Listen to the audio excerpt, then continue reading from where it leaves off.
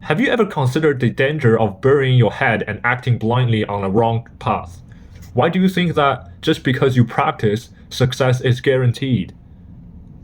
Blind action? Who told you practice is blind action? Why do people act blindly? It's because they think they're backed by a correct theory, so they stop using their brains. They use so-called truths to bully reality. That isn't practice, that is being a puppet of an idea.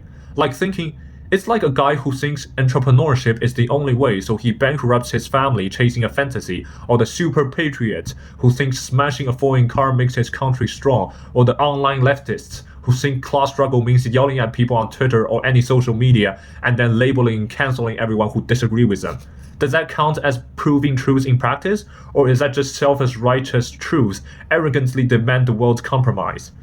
The principle of practice isn't dogmatic Marxism, nor is it any abstract theory. It can only be seeking truth from facts.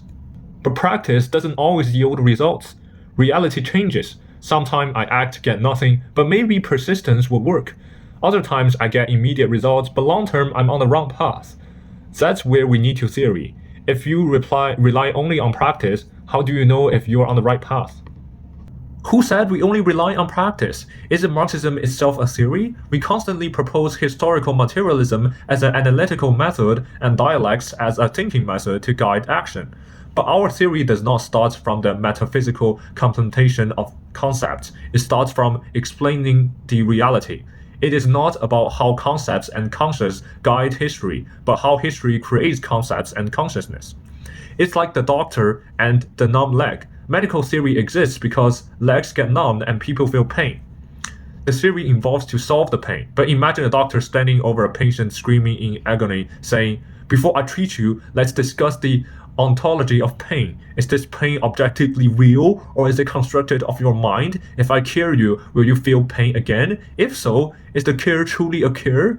No. You wake up first, you feel the pain. You face the concrete material world in front of you. Only then you ask the correct question. What was Marx's original quote? The philosophers have only interpreted the world in various ways. The point is to change it. This doesn't mean changing the world requires no interpretation. It means the question, the real question, the correct question is itself a practical question. It can be only exist in the process of changing the world. That's why the point is to change it.